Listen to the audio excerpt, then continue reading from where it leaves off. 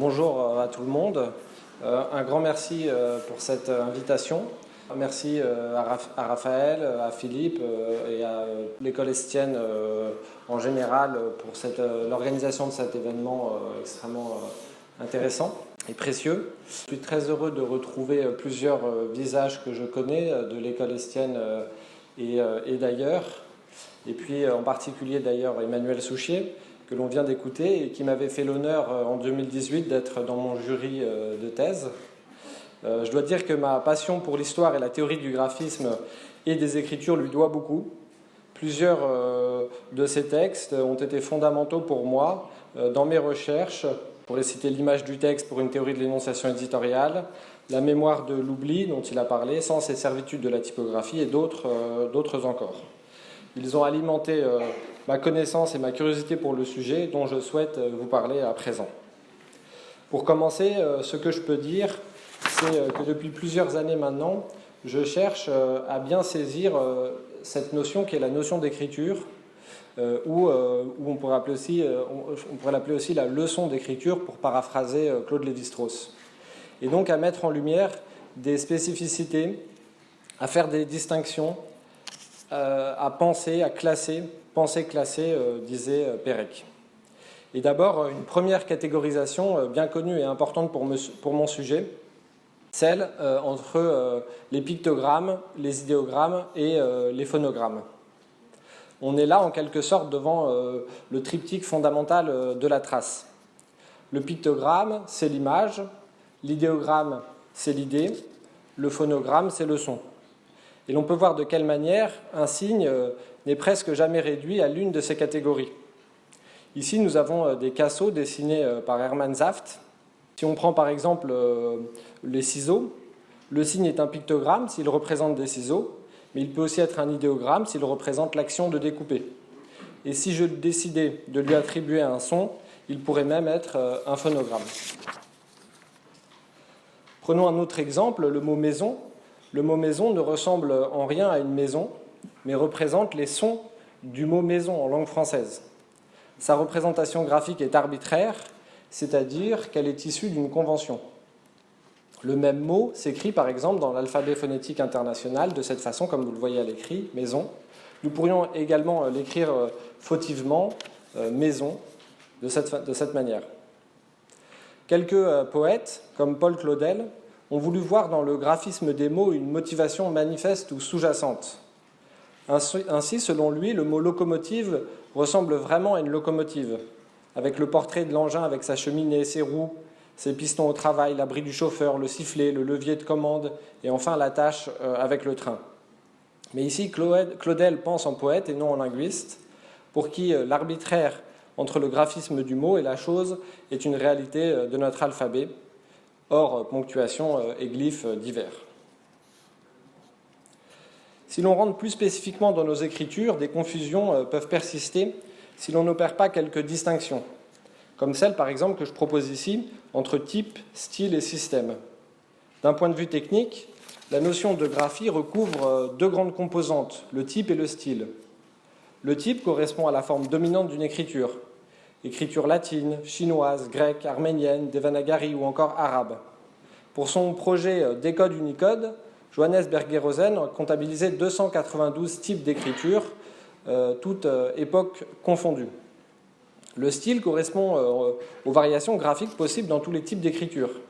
J'emploie ici le terme au-delà de sa dimension purement typographique.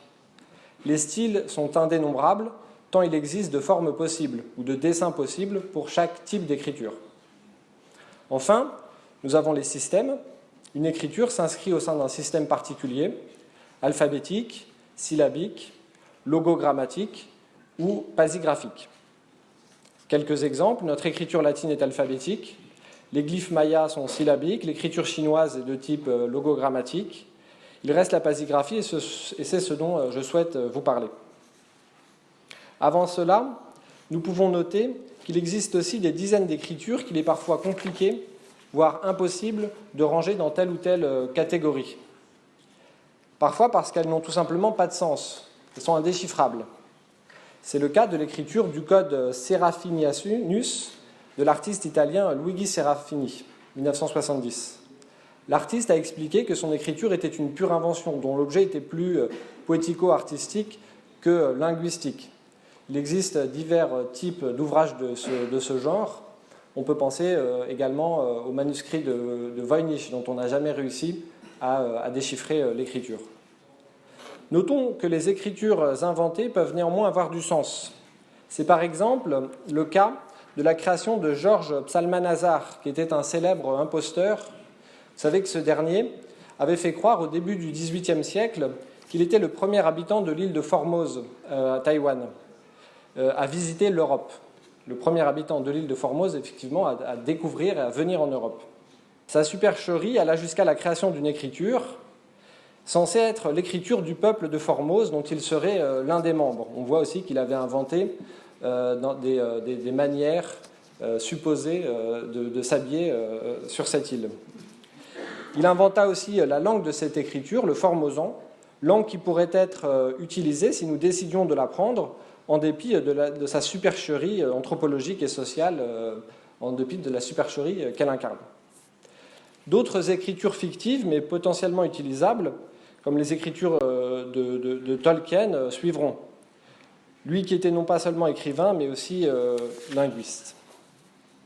Il reste également les écritures qui n'ont jamais pu être comprises, non pas parce qu'elles sont indéchiffrables, mais sans doute parce que personne n'est encore parvenu à les percer.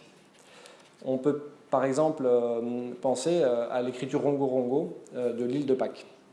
Ainsi, trouver leur système n'est pas simple en dépit des indices qu'elles peuvent laisser, comme leur nombre de glyphes, qu'il est parfois difficile à déterminer en raison de ce qu'on appelle les allographes, usage de signes différents et parfois nombreux pour exprimer une même lettre ou un même mot.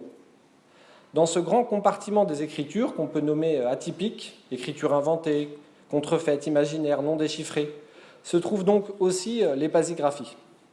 Alors qu'est-ce que c'est qu'une pasigraphie ? C'est un type d'écriture très particulier. C'est la seule écriture qui n'est en effet en rien attachée à une langue. Les autres systèmes le sont toujours plus ou moins. Et Emmanuel Souchier parlait tout à l'heure de logocentrisme. Ici, quelque part, on a une écriture qui s'inscrit contre le logocentrisme dans la mesure où elle n'est attachée, elle n'est au service d'aucune langue. Une pasigraphie est une langue en soi, indépendante des langues orales. Le mot de pasigraphie vient du grec et signifie écriture pour tous ou écriture à tous. Il s'agit donc en principe d'une écriture universelle. Généralement, lorsqu'on lit langage et universalité, on pense d'abord aux langues universelles, comme l'espéranto. L'espéranto est une langue qu'on appelle auxiliaire. Auxiliaire, ça veut dire que c'est une langue complémentaire. Elle n'est pas là pour remplacer les autres langues du monde, mais pour venir en complément, qui avait été inventée, comme vous le savez, par Zamenhof, qui était un médecin polonais, en 1887. C'est une langue qu'on appelle a posteriori, c'est-à-dire qu'elle est inspirée par d'autres langues. Elle n'est pas une langue a priori, mais a posteriori, qui espère alors s'étendre au monde, ou au moins à l'Europe. Mais le rêve d'une langue universelle est compromis. Non pas parce que Zamenhof dut faire face à 2 guerres mondiales et des hostilités diverses, mais plus sûrement parce que les langues orales ont ce site particulier qu'elles sont toujours mouvantes, changeantes. Et il est très malaisé de tenter de les figer. Il suffit de voir, pour s'en convaincre, toutes les concessions que les académiciens français ont dû faire depuis la création de l'Académie au XVIIe siècle. Mais comment faire alors ? Quelques-uns ont pensé que la solution pouvait se trouver dans l'écriture. Je cite Georges Mallet dans une préface à un ouvrage de Hugo d'Alési en 1901. Une langue universelle parlée est chimérique, c'est une évidence.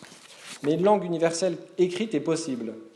C'est là, du côté du graphisme, qu'il fallait chercher la solution. Et déjà au XVIIe siècle, Descartes ne disait pas autre chose dans une lettre qui s'appelle la lettre au père Mersenne, quand il rejetait l'hypothèse d'une langue universelle orale, mais pressentait cependant l'utilité et la possibilité qu'un jour on puisse utiliser, je cite Descartes, des caractères communs pour chaque mot primitif qui répondissent au sens et non pas aux syllabes comme un même caractère pour aimer, amarrer et philer. Des signes, des caractères qui s'émancipent des langues et donc a priori des contextes dans lesquels ces langues existent.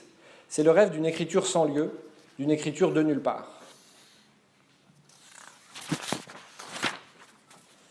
Le mot utopie, utopia, fut inventé au début du XVIe siècle, comme vous le savez, par Thomas More, savant et humaniste anglais.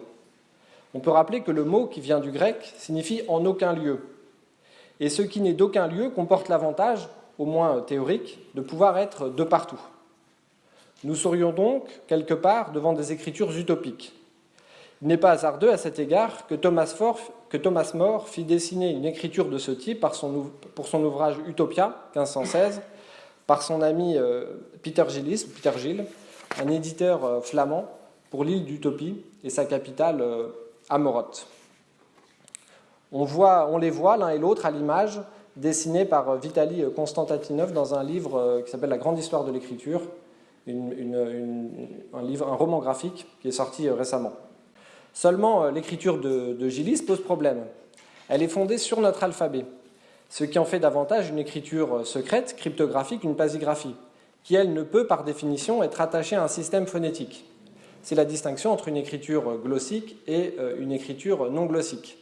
On parlait de logocentrisme, on pourrait parler aussi, à l'époque, d'alphabétocentrisme. Le désir de systématiquement avoir comme référence l'alphabet. Alors, quelles sont alors les écritures sans lieu? Existent-elles et à quoi peuvent-elles ressembler? Donc, depuis quelques années, je tente de les cartographier et d'en saisir les enjeux et les mécanismes. J'opère aussi à nouveau quelques distinctions pour les saisir le mieux possible. Une des premières tentations des créateurs a été de se servir des chiffres pour mettre en application un langage graphique. Ugo d'Alesi écrit en 1901 « La langue numérique, moyen pratique de correspondre avec le monde entier sans connaître aucune langue étrangère ». Son système est basé sur les chiffres car, je cite la préface, « Les chiffres arabes sont familiers à tous les peuples et ceux qui ne les connaissent pas n'auront que 10 signes à apprendre au lieu de toute une écriture ». Alors si on prend par exemple cette suite de chiffres, qu'est-ce qu'elle représente? Quand on rentre dans son système, on s'aperçoit que le double zéro représente l'article au pluriel et que si on avait voulu mettre l'article au singulier, il aurait fallu mettre un seul zéro, que le chiffre 10 030 représente le mot abeille, que le X indique le pluriel du mot, le nombre 8246 correspond au verbe travailler, et le chiffre 1 indique le temps, qui est le présent, et donc on arrive à les abeilles travaillent. L'invention d'Ugo d'Alesi nécessite évidemment un dictionnaire.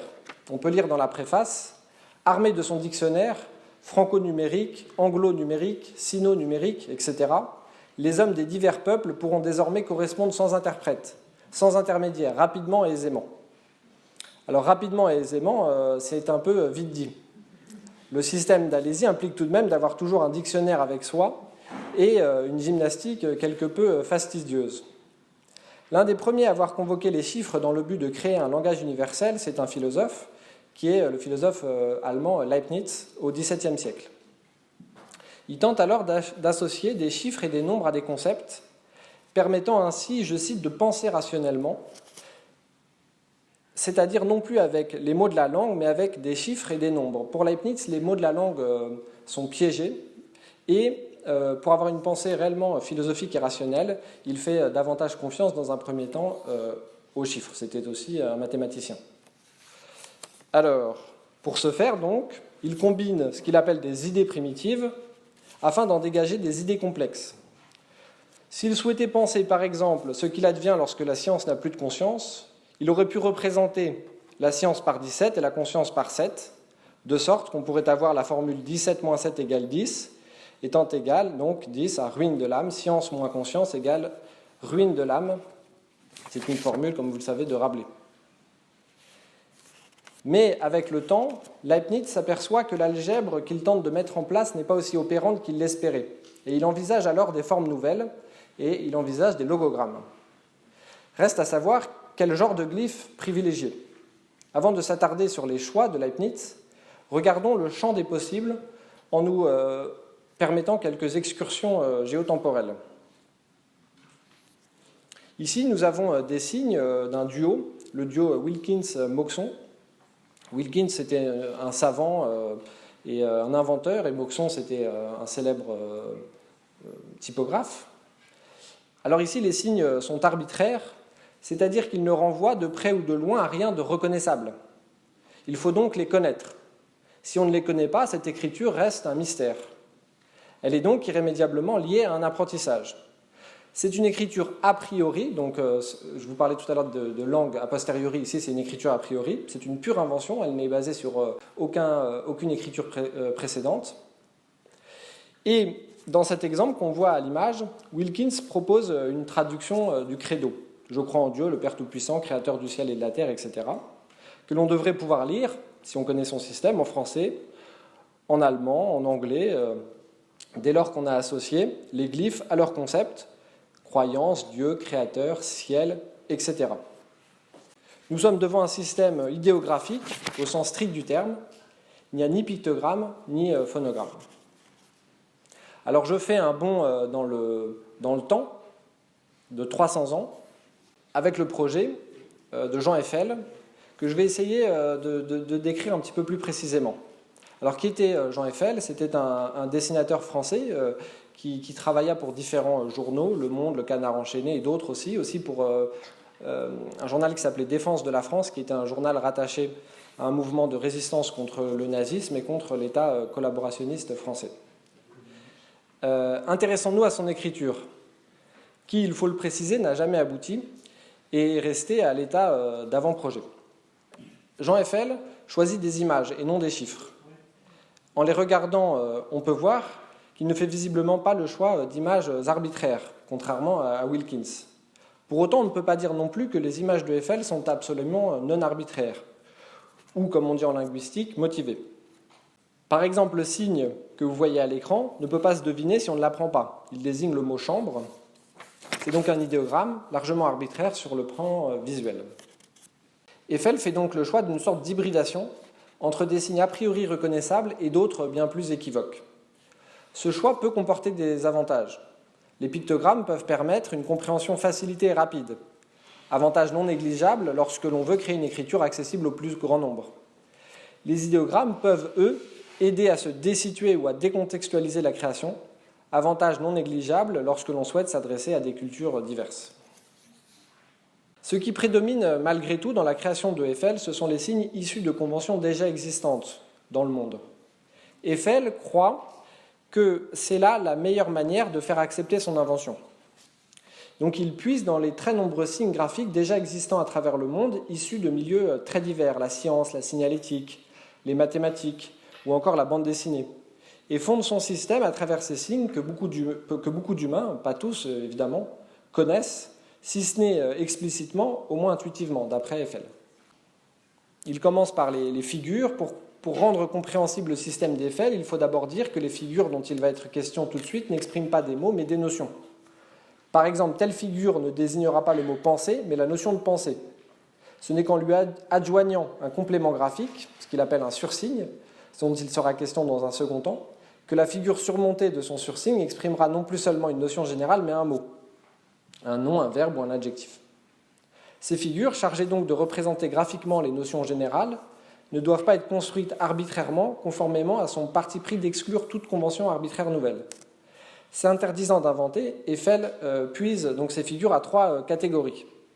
Les graphismes, il puise ainsi dans les signes de la ponctuation latine pour exprimer les notions, par exemple de interroger, d'isoler, d'énoncer, ou encore dans les mathématiques pour exprimer les notions de conséquence, de réciprocité, d'appartenance, d'existence, d'universalité, d'intégralité, etc.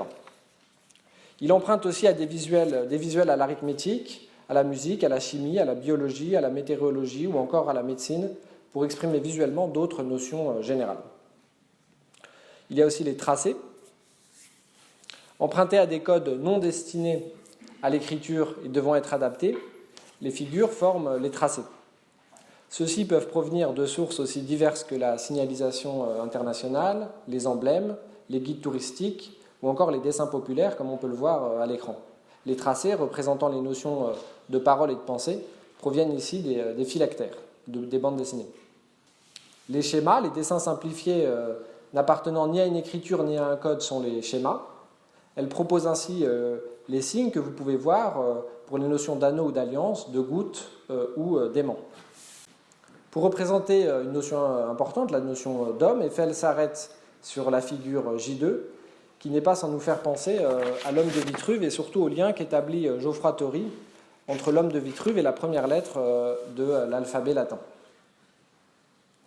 À partir de ces premières figures, graphismes, tracés, schémas, il est possible et même presque facile d'en construire une infinité d'autres, tout aussi justifiées que les premières, et cela au moyen de procédés extrêmement variés. J'en arrive donc aux procédés. Pour représenter des notions comme la montée, la descente, le dessus, le dessous ou encore plus loin la conséquence ou la cause, il utilise des procédés visuels d'inversion ou d'interversion. Pour des mots comme à suivre, avant, après, mais aussi pour durer, depuis et jusqu'à quand, Eiffel recourt à des procédés visuels de dédoublement.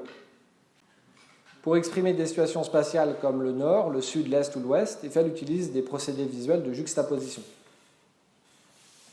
Ensuite, il y a ce qu'il nomme les signes clés. Ici, Eiffel s'inspire de l'écriture chinoise.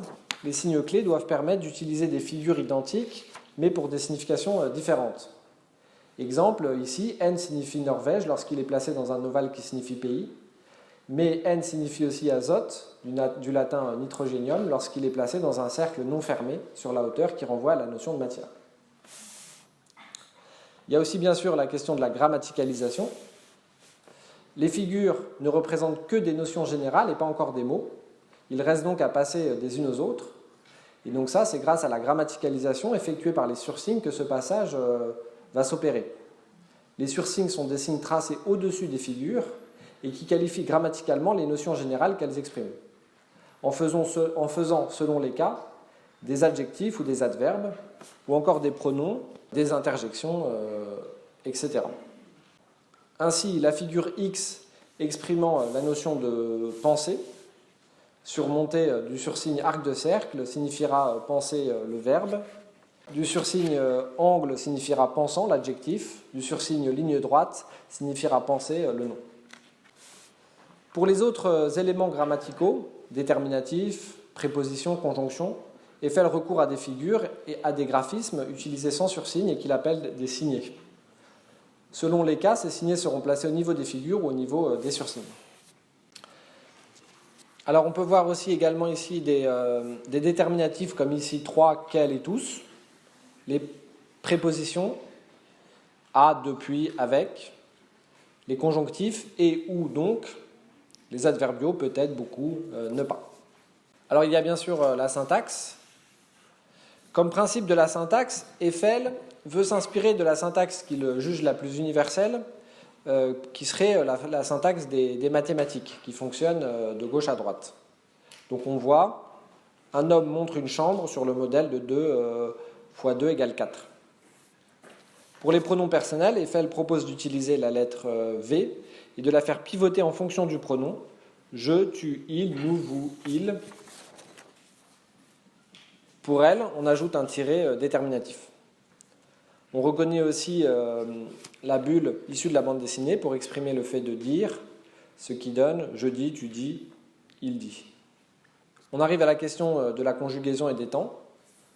Pour Eiffel, il faut rester sur une syntaxe mathématique et partir du principe que le passé est à gauche et l'avenir à droite. J'ai interrogé, différent de j'interrogerai. Alors, nous arrivons à la fin, en tout cas, de ma présentation de son système. Et pour terminer, nous pouvons voir comment Eiffel parvient à réaliser des phrases avec sa pasigraphie. Alors ici, le fameux « je pense, donc je suis ». On voit que ces phrases s'inscrivent sur 2 niveaux. Le niveau inférieur pour les signes de base que sont les figures, et certains signés, conjonctifs par exemple, et un niveau supérieur pour les sursignes et certains autres signés, déterminatifs par exemple. J'en reviens à Leibniz, le philosophe. Alors de ce que l'on sait, le philosophe n'appréciait pas les systèmes de type idéographique. Leur abstraction lui paraissait inadaptée et préjudiciable. Et c'est d'ailleurs la raison pour laquelle il rejetait l'invention de Wilkins et de Moxon. Il croit alors qu'il est bien plus approprié de créer des signes non arbitraires, des sortes de pictogrammes qui pourraient parler, selon ces mots, vraiment aux yeux. Ce seront des figures signifiantes par elles-mêmes, au lieu que nos lettres et les caractères chinois ne sont significatifs que par la volonté des hommes. Ces signes, qu'il appelle aussi caractères réels, pourraient représenter les choses visibles par leurs traits et les choses invisibles par des visibles qui les accompagnent. Leibniz, au passage, on peut préciser qu'au départ, il s'est beaucoup intéressé à l'écriture chinoise et il pensait que la solution viendrait de l'écriture chinoise et de son potentiel, selon lui, de sa potentielle universalité. Parce que comme vous le savez, l'écriture chinoise est une écriture qui peut écrire différentes langues, comme le mandarin, le cantonais et d'autres langues. Donc elle a une capacité également en partie à transcender les langues. Et puis il est revenu sur cette perception des choses il trouvait qu'elle n'était pas suffisamment, finalement pictographique. Et il privilégiait dans sa théorie du graphisme, on va l'appeler comme ça, plutôt un système motivé. Mais il faut préciser que finalement Leibniz a réfléchi à cette question, mais aucun projet, aucune forme n'est sorti de cette réflexion, malheureusement. Par contre, quand on regarde un petit peu l'œuvre de Leibniz, ses manuscrits, etc., ce qui saute aux yeux, c'est un intérêt très fort du philosophe pour le graphisme. Dans ces manuscrits qui sont parsemés de schémas, de dessins, de graphismes, de lettres. Alors, il y a une dizaine d'années, un artiste chinois a proposé finalement un système qui peut s'apparenter un petit peu à ce rêve de Leibniz. Et il se référait d'ailleurs à Leibniz pour réaliser ce système, comme d'ailleurs de nombreux pasigraphes. Je veux parler de l'artiste Xu Bing. On peut lire chez Grasset un livre qu'il a publié, qu'il a écrit, on peut dire, qui s'appelle Une histoire sans mots. Donc une histoire sans mots, effectivement, c'est une histoire dans laquelle il n'y a pas de mots, mais seulement des pictogrammes et des idéogrammes. Ici, les signes en présence sont bien à la fois des pictogrammes, des signes motivés, qui peuvent être lus ici ou là comme des idéogrammes. Si on prend par exemple la première ligne, je peux la lire en disant « 17h, il pleut, le couple prend un parapluie pour se rendre à l'arrêt de bus ». Alors le procédé de lire une pasigraphie se nomme une pasilalie. Et on peut noter que la spécificité de la pasilalie, c'est qu'un même énoncé est sujet à diverses oralisations. Ce n'est pas une lecture invariable ou inflexible. Par exemple, j'aurais pu lire « Il est 17h, un homme et une femme marchent sous la pluie, protégés par un parapluie et s'abritent sous un arrêt de bus ». Et vous pourriez proposer d'autres lectures vous-même. La pasilalie rend le lecteur en bonne partie acteur et interprète de sa lecture. Et je repense à la phrase que nous a proposée Emmanuel Souchet tout à l'heure, « Lire, c'est créer à deux ». Ici, c'est particulièrement vrai. Pour avancer, je voudrais évoquer rapidement les difficultés que peuvent occasionner évidemment une écriture universelle. La première concerne la question de la vision et de l'interprétation. Comme vous le savez, nous ne créons ni ne voyons tous les signes de la même façon, d'une culture à l'autre, d'une époque à l'autre. Je pense par exemple à un livre récent de l'anthropologue Philippe Descola qui s'appelle « Les formes du visible ». Philippe Descola montre, après d'autres, que notre rapport aux images est dépendant aussi ce qu'il appelle les ontologies, c'est le terme qu'il propose. On pourrait évoquer beaucoup de ces difficultés. On peut penser par exemple à nos habitudes visuelles qui peuvent être très différentes. Prenons simplement comme exemple les sens de lecture. Nous lisons de gauche à droite, mais on sait que l'hébreu ou l'arabe se lisent de droite à gauche. Et dans d'autres cultures encore, nous avons pu lire en boustrophédon. Donc, d'abord, il y a la difficulté, évidemment, des habitudes de lecture.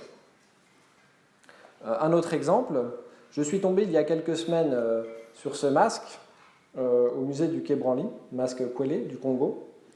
Et bien sûr, la première chose à laquelle j'ai pensé en le voyant, c'est un cœur. Et donc, j'ai imaginé un lien avec les concepts qui s'y rattachent, l'amour, l'attirance, le sentiment. Alors même que ces masques ne sont ni fabriqués ni utilisés dans cette symbolique, et ni dans cette intention. Il s'agit simplement d'une façon spécifique de la région, l'Afrique centrale, de représenter les visages, et les symboliques de ces masques renvoient à toute autre chose, comme la protection ou la stimulation de forces bénéfiques. Cela nous amène à interroger l'expression même d'écriture universelle. L'expression est-elle bien adaptée? Alors, pour répondre à cette question, je dirais que ça dépend de ce qu'on entend par le mot universel.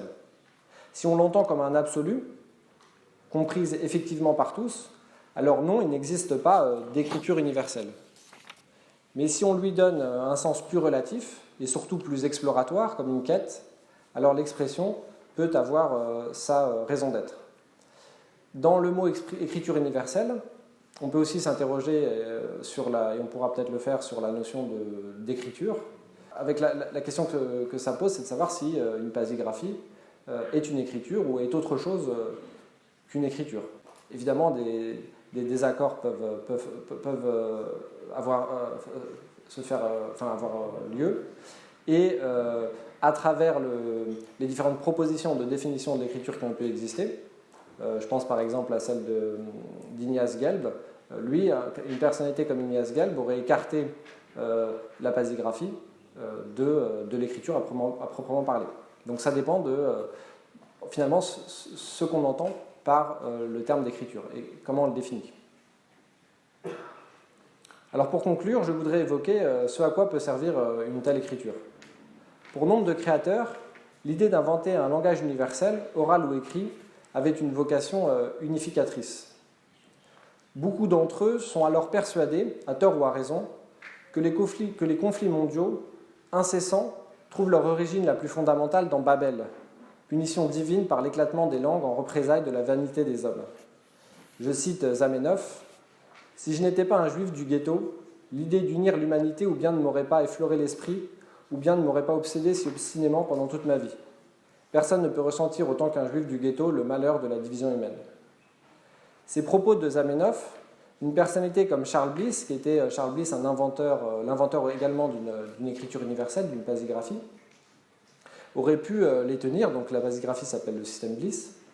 Lui qui connut la division des peuples et des cultures dans l'empire austro-hongrois de son enfance, où des dizaines de nationalités cohabitaient, et lui qui souffrit également de l'antisémitisme dans son enfance, et plus tard. Une autre motivation fut bien sûr celle de la communication internationale. En 1901, par exemple, Hugo d'Alesi pensait que sa création pourrait se marier idéalement avec le télégraphe, qui, depuis quelques décennies, connaissait alors une nouvelle vie grâce à l'électricité. Et puis, tous également partagent finalement le souhait, en quelque sorte, de contrecarrer le temps. On pourrait donc ajouter qu'une telle invention pourrait aussi nous permettre d'essayer de contrecarrer la pesanteur du temps. Je pense à une phrase de Lamartine qui parlait de l'imprimerie. Lamartine a écrit un livre sur Gutenberg. L'imprimerie est le télescope de l'âme. Grâce à elle, nous sommes tous contemporains. Je converse avec Homère et Cicéron. Avec une question, une écriture universelle pourrait-elle jouer un tel rôle? Et là, je laisse la question ouverte. Je vous remercie.